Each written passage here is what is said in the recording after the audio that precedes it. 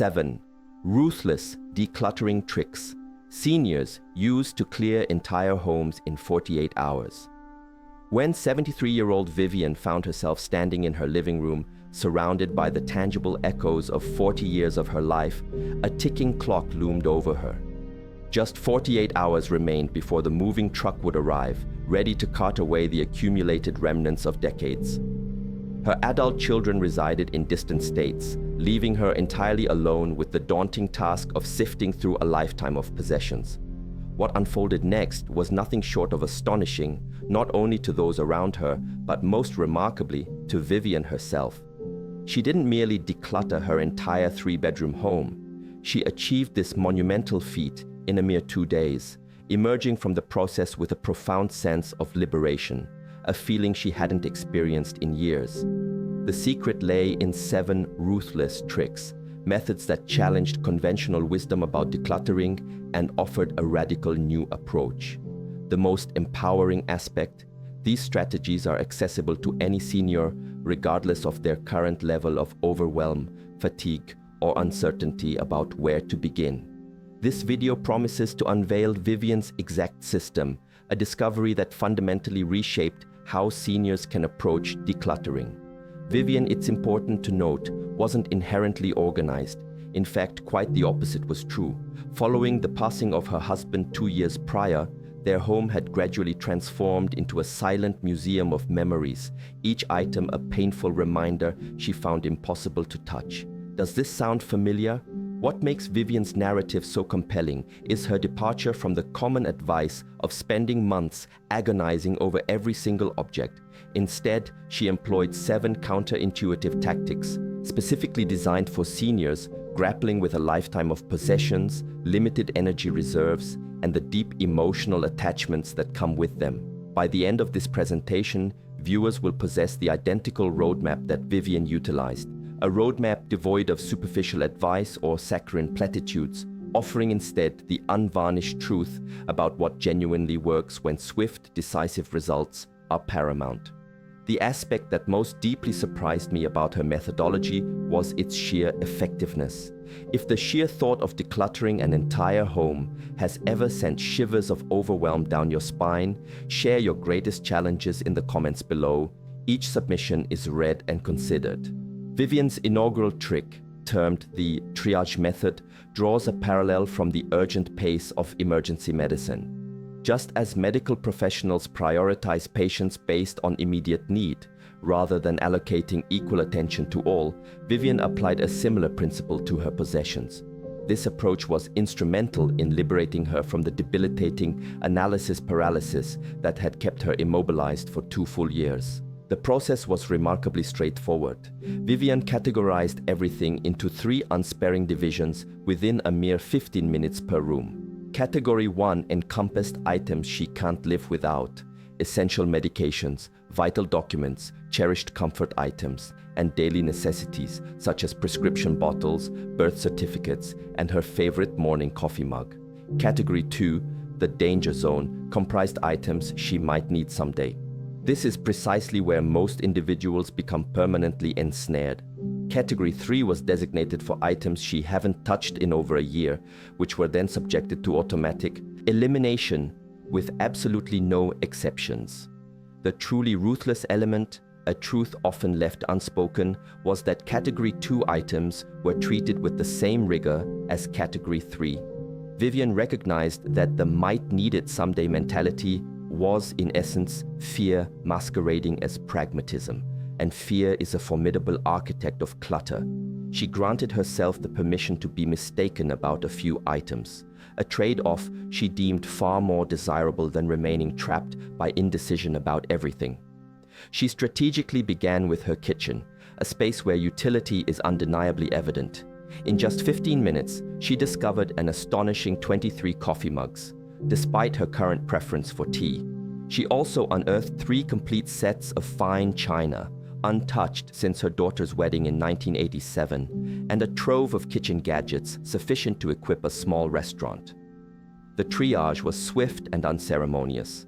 She retained her two most cherished mugs. The china sets were designated for donation, and an overwhelming 90% of the gadgets, including a bread maker used only twice in a decade, were unceremoniously discarded. The profound emotional breakthrough arrived as she realized that clinging to everything just in case had not provided the anticipated sense of security. Rather, it had fostered feelings of entrapment, anxiety, and constant overwhelm every time she opened a cabinet or drawer. With each room she triaged, her confidence grew, enabling her to be even more resolute in her eliminations. By the third room, she was experiencing genuine excitement at the prospect of how much more she could divest. The living room triage revealed 47 decorative pillows, a stark contrast to seating arrangements for only 6 people, 12 throw blankets for a woman who maintained a consistent house temperature of 75 degrees, and enough candles to illuminate a cathedral, candles she never lit due to safety concerns about unattended flames. What category of might need it someday items is currently dominating your space? Kitchen gadgets, clothing from bygone decades, books you'll never revisit? Share your experiences in the comments, as self-awareness is the foundational step in breaking free from the clutter cycle that erodes peace of mind. Vivian's second ingenious trick effectively circumvented the pervasive exhaustion that prematurely terminates the decluttering efforts of most individuals. She identified a critical factor that most decluttering advice inexplicably overlooks. Seniors typically possess approximately 10 minutes of sustained emotional decision-making energy before succumbing to mental fatigue, at which point every decision becomes an overwhelming burden. Beyond this threshold, the default response is to retain everything simply to escape the arduous process of choosing. Consequently, Vivian established a timer for precisely 10 minutes per small, manageable area, not per room, but per distinct zone, such as a single closet shelf, a kitchen drawer, or a bathroom cabinet. Crucially, when the timer sounded, she immediately ceased her activity, even if that particular space was not entirely completed. This singular rule was instrumental in preventing the very overwhelm that had rendered her immobile for 2 prolonged years following her husband's death. The efficacy of this strategy was profoundly impactful. In a 10-minute interval, overthinking is rendered virtually impossible, compelling individuals to trust their innate instincts. The gut, more often than not, accurately discerns genuine needs from items retained out of guilt, obligation, or unfounded fear. The time constraint transforms from an adversary into a powerful ally. Vivian began her decluttering on day 1 with her bedroom dresser. The top drawer, subjected to a 10-minute sorting session, yielded decades of accumulated ephemera, expired medications dating back to 1998, 17 defunct pens, Christmas cards from barely remembered acquaintances, instruction manuals for appliances long since discarded, and a veritable treasure trove of loose buttons, sufficient to initiate a crafting supply business. Within those focused 10 minutes, she filled an entire trash bag and rediscovered forgotten spaces. The brilliance of this approach lay in its deliberate cessation. By concluding each session, while still possessing ample energy and mental clarity, Vivian began to anticipate the subsequent 10-minute intervals. Instead of dreading the mountainous task ahead, she reframed decluttering from an insurmountable marathon into a series of achievable, even satisfying, sprints. The results were remarkably swift. By the conclusion of day 1, she had completed 24 distinct 10-minute sessions, totaling 4 hours of intensely productive decluttering, all without experiencing exhaustion, overwhelm, or emotional drain. She felt invigorated, not depleted. The psychological underpinning of this method is exceptionally astute. 10 minutes is a time frame that feels entirely manageable for virtually anyone, including individuals facing mobility challenges, chronic fatigue, or limited stamina. It represents a commitment not to a grueling all-day endeavor, but to a brief, focused burst of activity that is demonstrably attainable. Between these concentrated sessions, Vivian engaged in her regular activities, such as preparing tea, watching a portion of her morning television program, or simply resting. This practice ensured she remained refreshed and averted the decision fatigue that often leads individuals to abandon their efforts and retain everything simply to terminate the agonizing choice-making process. If your typical approach involves attempting to tackle entire rooms at once, only to succumb to overwhelm and abandon the endeavor, share the typical outcomes of this strategy in the comments. I can confidently predict that Vivian's experience of burnout and frustration will resonate deeply. Vivian's third trick is unyieldingly direct, yet profoundly effective. She adopted the mental exercise of imagining a complete stranger perusing her belongings after she was no longer present. This is not a morbid contemplation, but rather a liberating psychological maneuver. The singular question she posed to herself regarding each item was, would a stranger understand why I kept this, or would they perceive me as a hoarder? This subtle shift in perspective radically altered her relationship with her possessions, effectively neutralizing the personal emotional charge that had paralyzed her for months. When you project another individual into the role of decision maker for your belongings, objects suddenly come into sharp focus, unclouded by the usual haze of guilt, nostalgia, and obligation. Consider that stack of magazines from 2003. A stranger would unhesitatingly relegate them to the recycling bin. Those 47 decorative candles, kept unused for fear of fire hazards, would be seen as candidates for donation to someone who would actively enjoy them.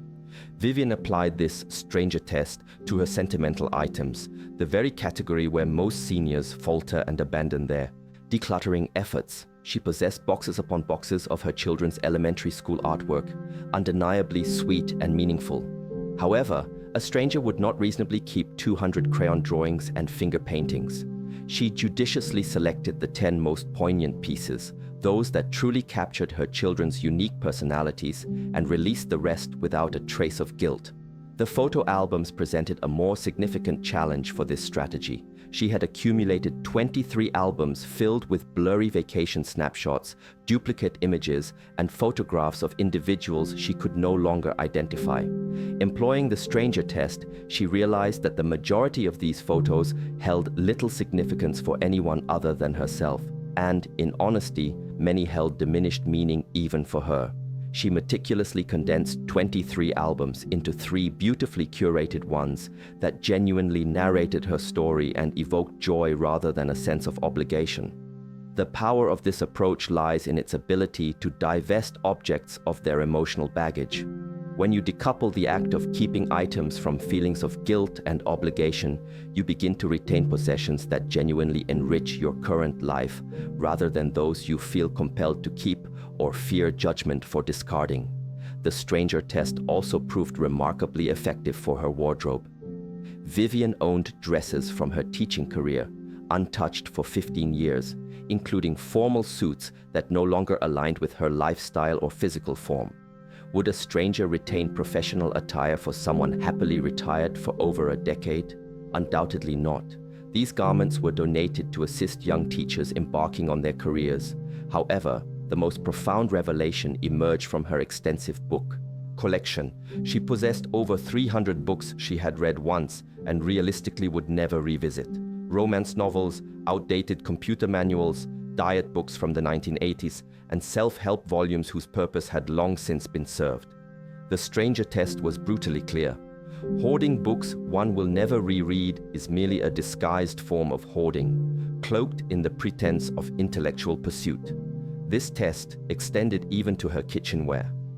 Would a stranger comprehend the necessity of keeping 12 spatulas, 8 can openers, or enough Tupperware to provision a small army? The honest answer provided the impetus to pare down to only those items she actively used. What is the singular category of items you cling to that would appear entirely inexplicable to an impartial observer? Share your candid responses in the comments. We are all susceptible to retaining items that no longer serve us, but for which we feel an overwhelming reluctance to release. Vivian's fourth tactic directly confronted the most pervasive fear that traps seniors in a cycle of clutter for decades. What if I need this someday and can't replace it? To combat this, she devised the replacement reality check, a system that effectively dismantled most of her just-in-case justifications. This reality check posed 3 incisive questions designed to expose the fallacy of the just-in-case mentality. For every single item that prompted hesitation regarding donation or disposal, Vivian compelled herself to answer with unwavering honesty. First, if I needed this exact item tomorrow, could I realistically acquire another one? Second, what would be the actual cost to replace this item at today's market value? And third, over the past 5 years, how many times have I genuinely needed this specific item for anything of importance? This rigorous reality check systematically dismantled the majority of her just-in-case justifications that had held her captive. Consider her collection of 12 screwdrivers scattered across various junk drawers. Could she obtain a screwdriver if the sudden need arose? Absolutely, from any hardware store, a neighbor, or even a discount shop. The cost to replace the entire set would be under $15. The number of times she had actually utilized more than one screwdriver in 5 years, precisely 0. She retained one high-quality screwdriver and donated the rest. The emotional liberation came with the realization that maintaining everything just in case was proving more costly than the occasional replacement. She was incurring hidden expenses related to storage space, mental strain, cleaning time, and the burden of living in chaos, all for the theoretical savings of not purchasing a $5 replacement item once every few years. The financial logic was demonstrably flawed. Vivian applied this unsparing logic to her craft supplies. Boxes of yarn intended for knitting projects she would never undertake, fabric scraps from sewing endeavors she no longer enjoyed, and art supplies that had literally dried out years prior. The reality check was severe but liberating. If she were to suddenly reawaken her passion for watercolor painting, acquiring fresh new supplies would yield superior results compared to utilizing crusty paints from 1987. The old supplies were not preserving future opportunities, they were consuming valuable space. However, the most significant revelation occurred when she applied this principle to furniture stored in her basement and garage. She had dining room chairs stockpiled just in case. She hosted a large dinner party. It was time for a reality check. She had not hosted more than 4 guests in 8 years, and should the occasion arise to host a larger gathering, she could rent chairs for less than the annual cost of storing her own. Those chairs were costing her valuable storage space for an event that was highly unlikely to materialize. Her kitchen appliances provided the most dramatic demonstrations of the reality check. The bread maker, used twice in 10 years, if she were to suddenly develop an intense desire for homemade bread, she could acquire a superior model for $20 at any thrift store.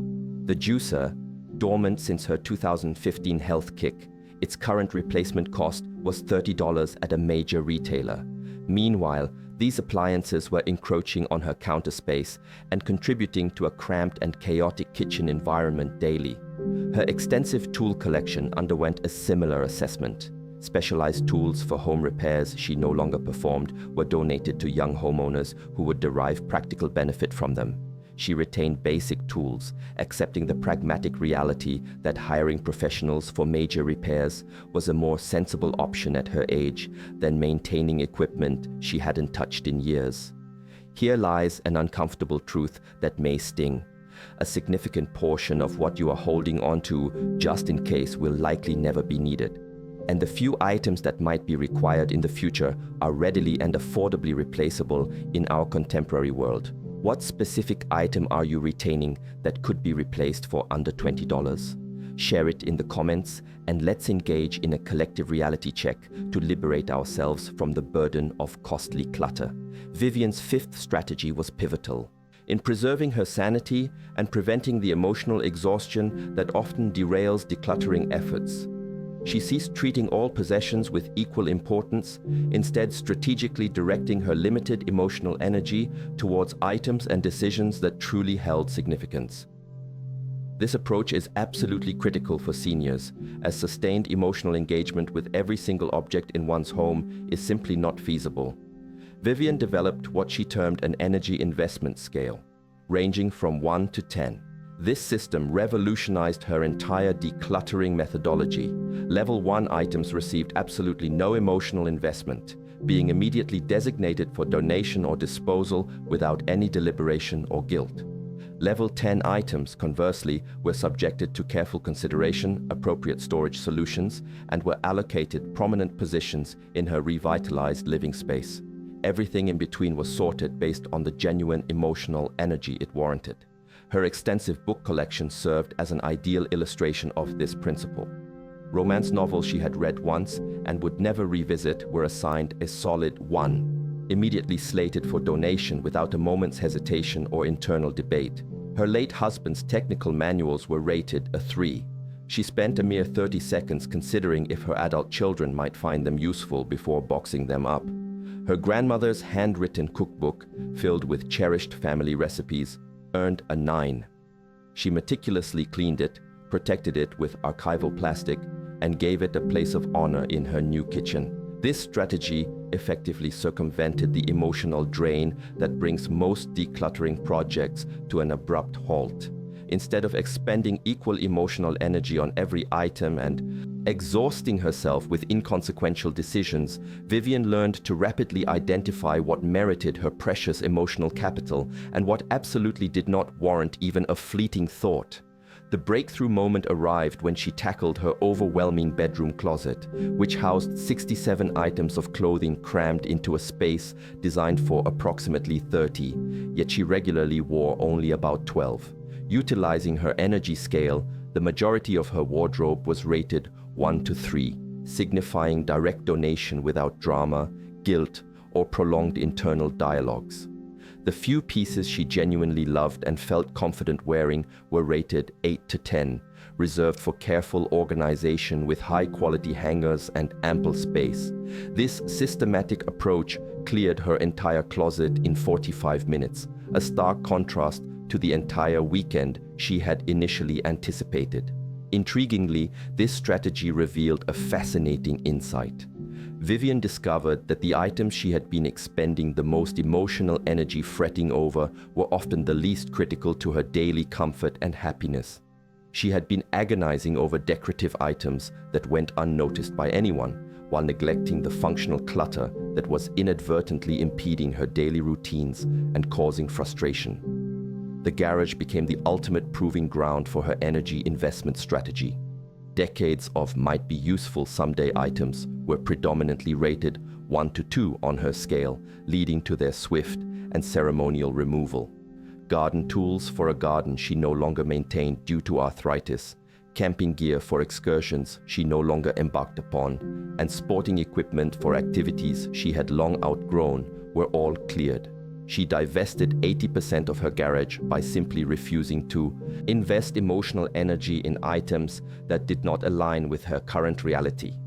The psychological relief was immediate and profound. When you cease expending emotional energy on possessions that do not enhance your life, you suddenly find yourself with considerably more energy available for the people and activities that truly matter. Vivian discovered she had more energy for engaging phone calls with friends, experimenting with new recipes, and even contemplating the prospect of dating again. Her paperwork received a similar assessment. Tax returns older than 7 years were rated 1 and immediately shredded. Essential documents, such as insurance policies, were rated 10, meticulously filed and organized. Everything else was quickly categorized based on its actual legal and practical importance, rather than being influenced by vague anxieties about hypothetical future needs. What items within your home are currently siphoning your emotional energy without offering any commensurate positive return? Share your observations in the comments. Often, simply vocalizing these energy vampires can illuminate the immediate need for their removal.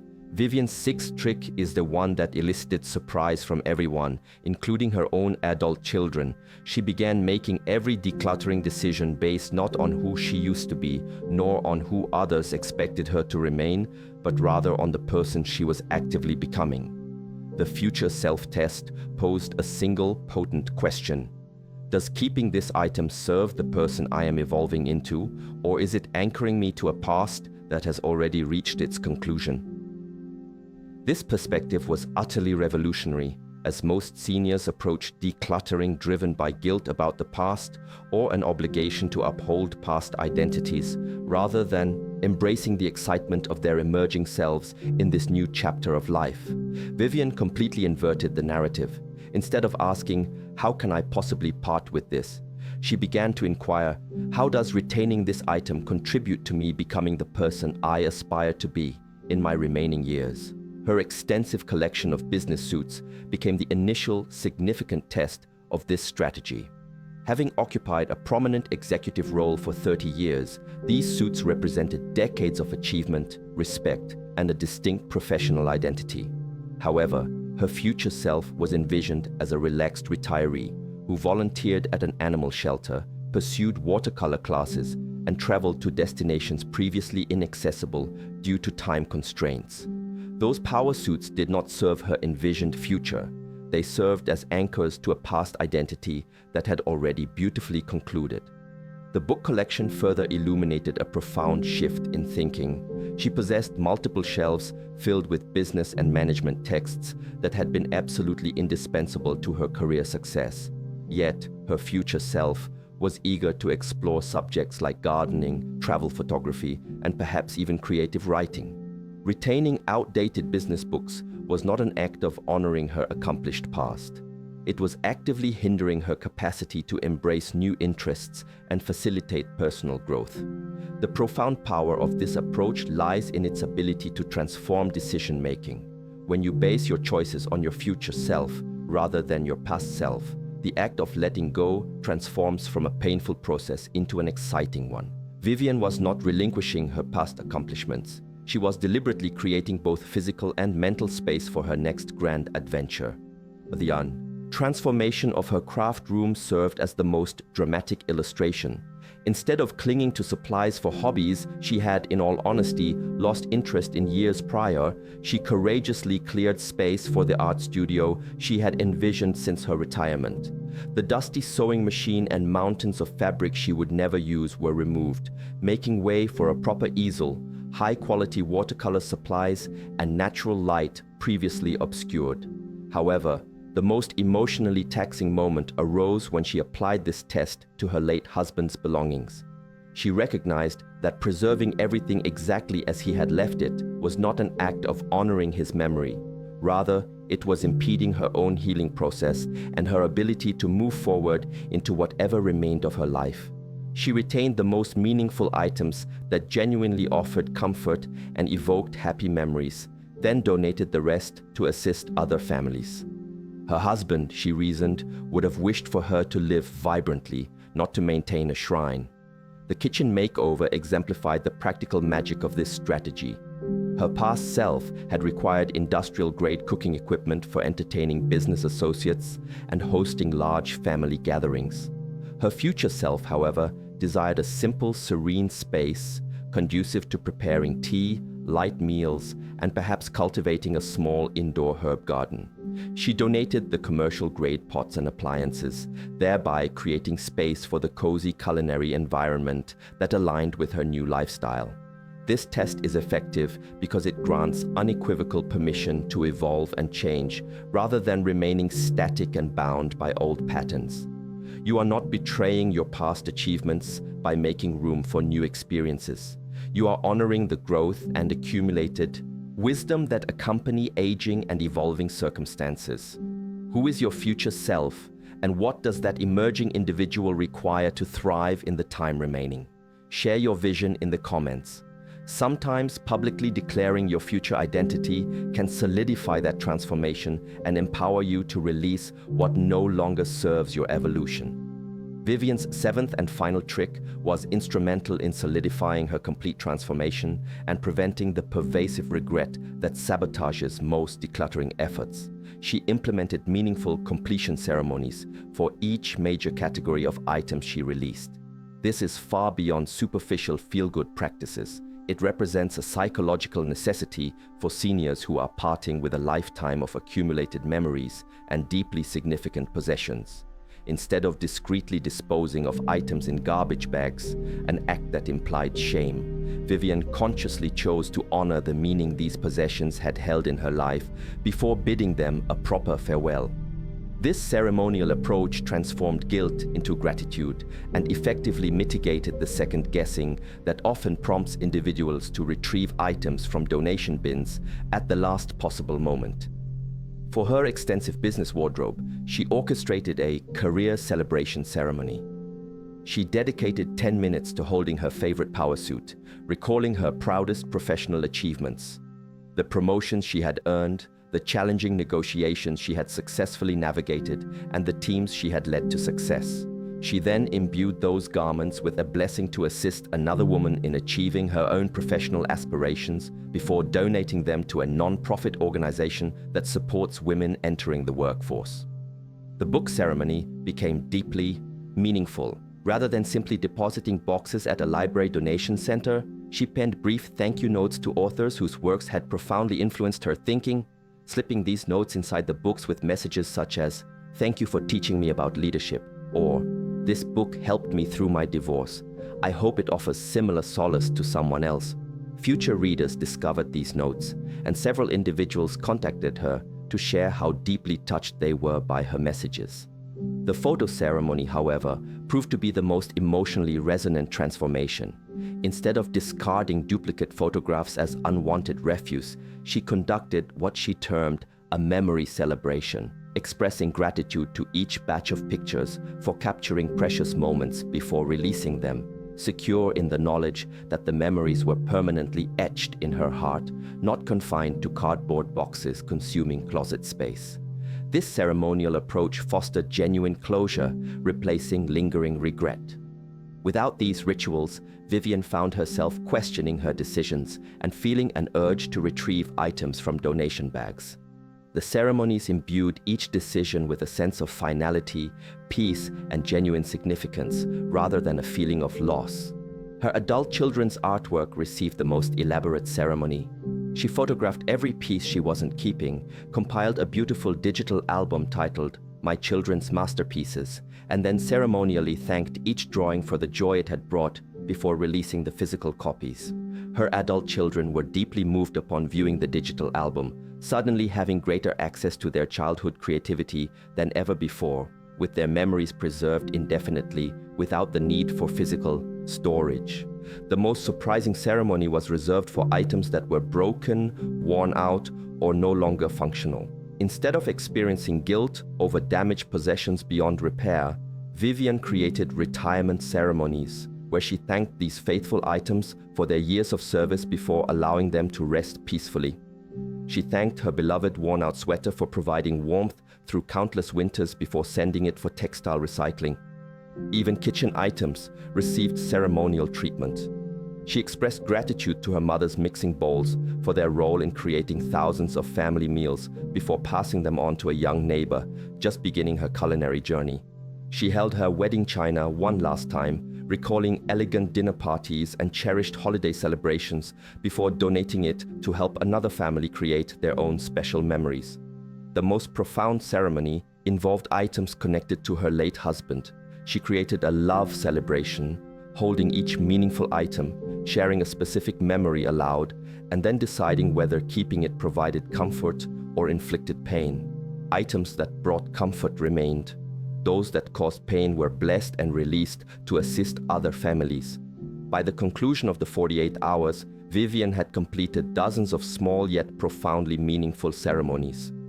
Each one reinforced the understanding that she was not discarding her past or disrespecting memories. Rather, she was celebrating her life's journey and consciously making space for whatever adventures lay ahead. Have you ever grappled with guilt when letting go of sentimental items? Share in the comments what kind of ceremony might assist you in releasing possessions with love and gratitude rather than shame and loss. When the moving truck arrived precisely 48 hours later, Vivian was fully prepared.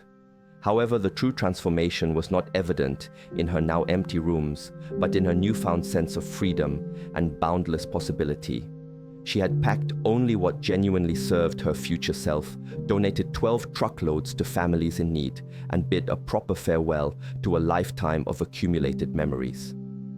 3 months later, Vivian called me from her new apartment, sharing a sentiment that has remained with me. I thought I was just clearing out my house, but I was actually clearing out my life for the next chapter. She is now teaching art classes at the senior center, volunteering with 3 different organizations, and yes, dating for the first time in 20 years.